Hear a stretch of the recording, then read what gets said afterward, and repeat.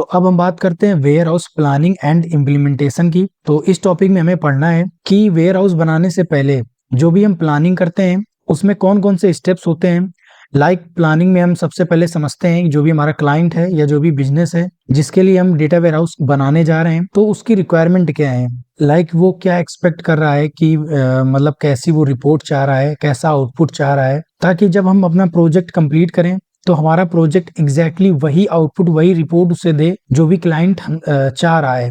दूसरी चीज जो हम प्लानिंग में करते हैं वो हम देखते हैं कि क्या ये प्रोजेक्ट बनाना फीजिबल है, पॉसिबल है या नहीं। तो यही सारी कुछ चीजें होती हैं जो भी हम प्लानिंग में करते हैं, और ये बहुत ही इंपॉर्टेंट स्टेप है। अगर हम प्लानिंग नहीं करेंगे तो हमारे प्रोजेक्ट के फेल होने के चांसेस काफी बढ़ जाते हैं। वही यहाँ पे लिखा हुआ है, to build a successful data warehouse proper planning and step by step implementation is required. अगर एक सक्सेसफुल डेटा वेयर हाउस बनाना चाहते हो तो प्रॉपर प्लानिंग और स्टेप बाय स्टेप इम्प्लीमेंटेशन जरूरी है।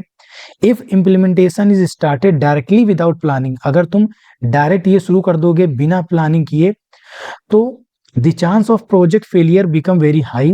ठीक है, समझ गए, प्रोजेक्ट फेल होने के काफी चांस बढ़ जाएंगे।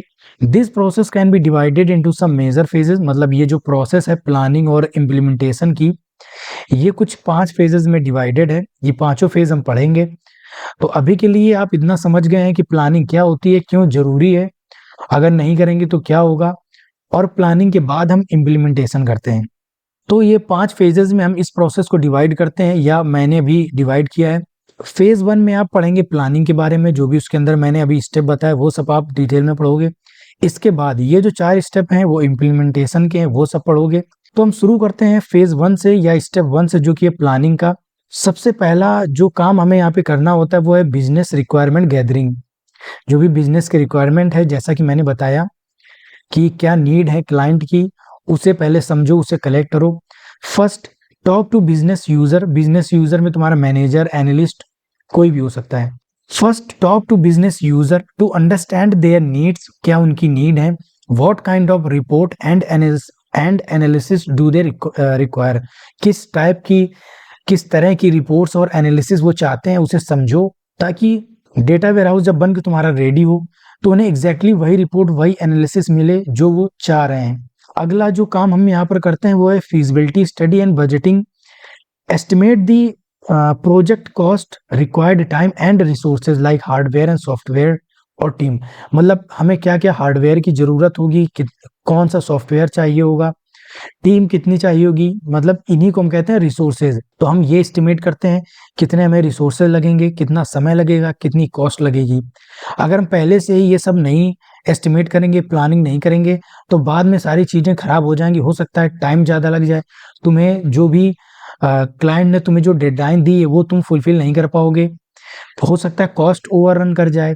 ठीक है, तो ये सारी चीजें होती हैं।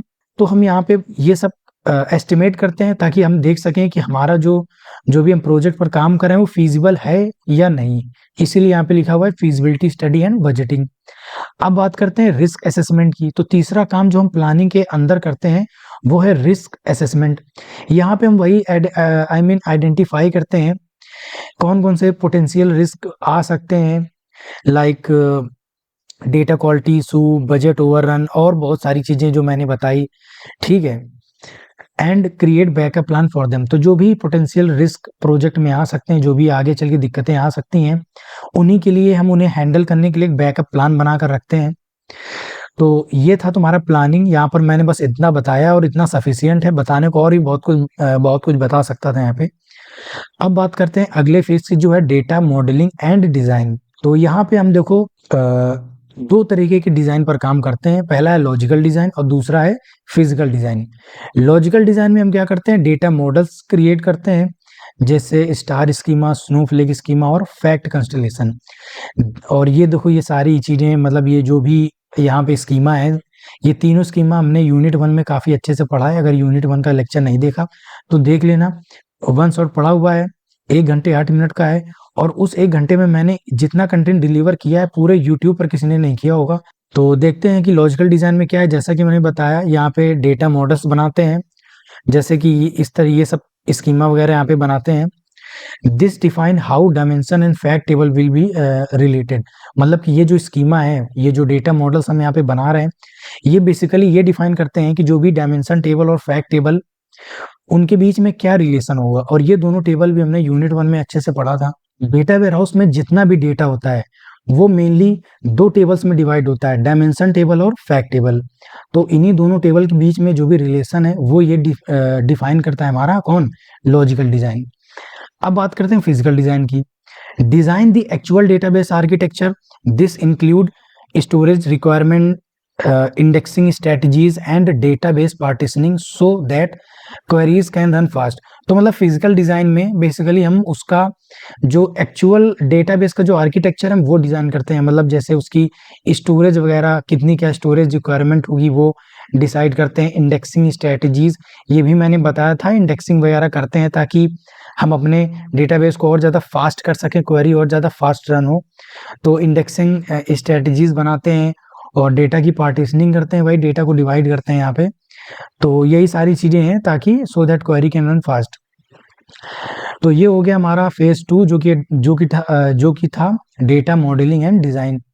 अब बात करते हैं फेज 3 जो कि है ETL डेवलपमेंट। तो यूनिट 1 में ये टॉपिक भी मैंने बहुत अच्छे से एक्सप्लेन किया है, इसलिए इसको जल्दी थोड़ा बताऊंगा। तो ETL डेवलपमेंट में बेसिकली यहाँ पे तीन प्रोसेस या 3 स्टेप कुछ भी कहो। सबसे पहला तुम्हारा एक्सट्रैक्ट। यहाँ पे क्या करते हैं हम, डेटा को जो भी डिफरेंट सोर्सेज हैं वहां से डेटा को एक्सट्रैक्ट करते हैं। और सोर्सेज तुम्हारे जैसे ERP, CRM, फ्लैट फाइल, ये तीनों चीजें भी हम लोगों ने वहाँ बहुत अच्छे से एकदम प्रैक्टिकल एग्जांपल के साथ समझा था। तो यहाँ बस इतना ही बताऊंगा कि यहाँ पे जो एक्सट्रैक्ट, इस स्टेप में डेटा को अलग अलग सोर्सेज से हम डेटा को एक्सट्रैक्ट करते हैं। इसके बाद अब क्योंकि ऐसा बहुत कम ही होता है कि रॉ डेटा बिल्कुल हमें परफेक्ट मिल जाए, है ना, उसमें कोई एरर ना हो, कोई डुप्लीकेसी ना हो और प्रॉपर सारा एक ही अच्छे से फॉर्मेट में हो, ऐसा बहुत कम ही होता है। इसलिए हमारा ये स्टेप जो है आता है। एक्सट्रैक्ट के बाद हम उसे क्या करते हैं, ट्रांसफॉर्म करते हैं। मतलब डेटा को क्लीन करना, जो भी एरर है वो हटाना, एक स्टैंडर्ड फॉर्मेट में लाना।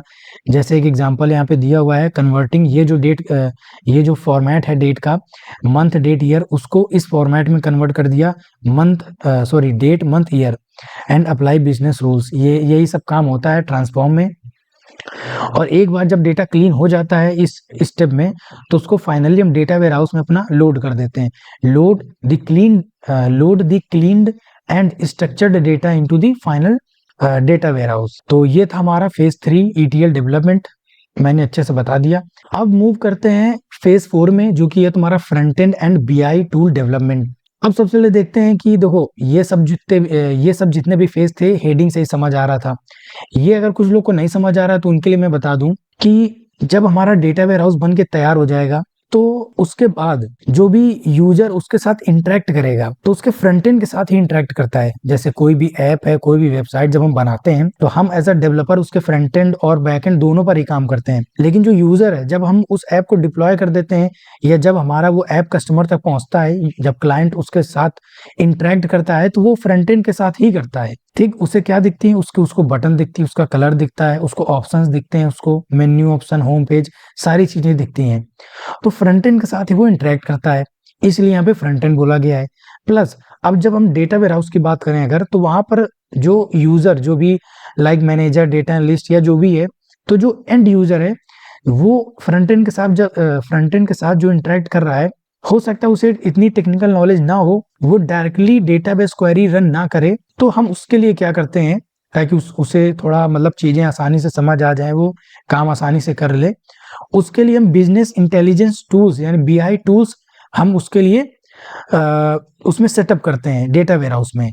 कौन कौन से BI टूल्स हैं, जैसे टैबलू, पावर BI, तुम जानते ही होगे ये टूल्स क्या काम करते हैं। बेसिकली ये हमें ग्राफ्स और मतलब डेटा को कॉम्प्लेक्स डेटा को ग्राफ्स और चार्ट एंड मतलब इन्हीं सब में डेटा को अच्छे से विजुअलाइज करने में हेल्प करते हैं। And user usually do not write direct queries for them. Business intelligence यानी BI tools such as Tableau, Power BI और custom reporting tools are setup. ठीक है, हम समझ गए। और अब बात करते हैं, ये एक मैंने एक्स्ट्रा पॉइंट और लिखा हुआ है यहाँ पे, dashboard and standard reports are created so that business user can easily visualise and analyse data. वही बात है कि मतलब यहाँ पे हम डैशबोर्ड और स्टैंडर्ड रिपोर्ट्स क्रिएट करते हैं ताकि जो भी बिजनेस यूजर है उसको आसानी से वो डेटा को एनालाइज कर सके और विजुअलाइज कर सके।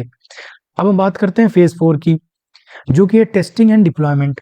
तो अब जब हमारा पूरा डेटा वेयरहाउस बन के रेडी हो गया, सब कुछ काम हो गया, लास्ट फेज जो आता है तुम्हारा, या जो लास्ट स्टेप आता है वो है टेस्टिंग का और डिप्लॉयमेंट का। यहाँ पे हम बस सिंपली लास्ट में टेस्ट कर लेते हैं कुछ चीजें, जैसे ETL प्रोसेस करेक्टली डेटा को लोड कर रहा है कि नहीं, रिपोर्ट्स एक्यूरेट है कि नहीं हमारी, और जो सिस्टम है वो सही से मतलब जो भी लोड है उसको सही से हैंडल कर पा रहा है कि नहीं, यानी उसकी परफॉर्मेंस कैसी है। तो ये सारी चीजें जब हम टेस्ट कर लेते हैं तो हमारी टेस्टिंग कंप्लीट होती है और फाइनली हम अपने डेटा वेयरहाउस को डिप्लॉय कर देते हैं प्रोडक्शन इन्वायरमेंट में। आफ्टर एवरीथिंग इज वेरीफाइड, सब कुछ वेरीफाई होने के बाद deploy the data warehouse in the production environment and provide training to end user on how to use the system. मतलब कि डिप्लॉय करने के बाद हम अपने एंड यूजर्स को ट्रेन भी करते हैं कि सिस्टम को कैसे यूज करना है। तो ये टॉपिक हमारा यहीं खत्म हुआ।